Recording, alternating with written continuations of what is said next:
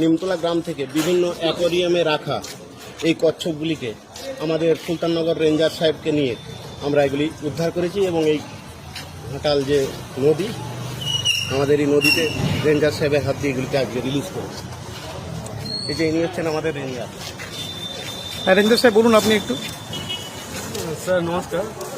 আজকে সকালে গোপন সূত্রে খবর পেয়েছিলাম যে কিছু বাড়িতে আমাদের এই দাসপুর ব্লকেরই কিছু মানে কচ্ছপ পোষা হচ্ছে। তো আমরা তড়িঘড়ি আমরা টিম রেডি করে আমরা যাই বাড়িতে, তারপরে সেগুলো উদ্ধার করে নিয়ে আসি এবং সচেতনতা বার্তা দিই। কচ্ছপ কোন শিডিউলে থাকে, মানে প্রাণীদের মধ্যে? শিডিউল 1। এটা বাড়িতে পোষা যায় না? না। শিডিউল 1-এ কি কি পশু পাখি আছে যেগুলো বাড়িতে পোষা যায় না অথচ মানুষ জানেন, একটু যদি বলে দেন।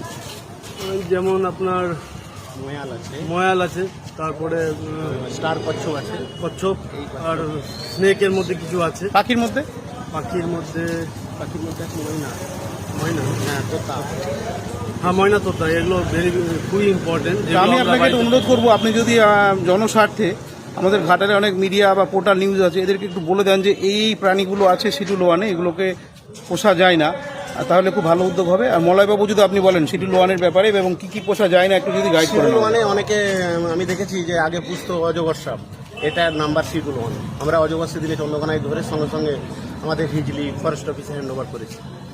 আর হচ্ছে শিডিউল 1 হরিণ, এত পোষা যায় না। আর আছে তোতা, ময়না, এইসবগুলো। আর এ তো কচ্ছপ তো আছেই। অনেকে কচ্ছপ বিক্রি করে হাটে বাজারে, কচ্ছপ খেয়ে নিচ্ছে। আমরা খবর পাওয়া মাত্রই রেঞ্জার সাহেবকে নিয়ে আমরা ওখানে রেড করি। আমরা ঘাটাল রেড করেছি, আমরা দাসপুর রেড করেছি। মানুষকে সচেতনতা, সাধারণ মানুষের জন্য আপনি কি বলবেন? মানুষকে বলবো যে কোনো ওয়াইল্ড লাইফকে আটকে রাখার ক্ষমতা মানুষের নেই, এগুলিকে বাঁচতে দিন। এটা প্রকৃতির কোলে বাঁচবে, যে যেখানে থাকে সেখানে এদেরকে বাঁচতে দিন। আচ্ছা, কচ্ছপ পরিবেশের কি উপকার করে, কেন দরকার? কচ্ছপ বিশেষ করে এই যে আমাদের ঘাটাল বিশাল একটা বন্যা গেল, বন্যা যাওয়ার পর যত জল জমে থাকবে ডাব খোলায় বা টায়ারে বা যে কোনো জায়গায় জল জমে থাকলে মানে ডেঙ্গি মশা লাভা জন্মায়।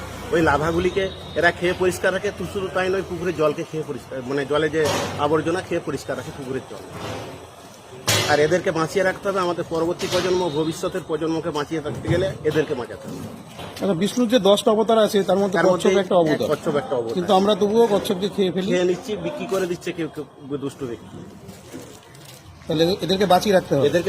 এগুলো আপনি কোথায় ছাড়বেন এই কচ্ছপগুলো? আমরা সব এই আপনার অফিসের পাশে যে ঘাট, সেই ঘাটে স্যারের হাত দিয়েই ছাড়বো।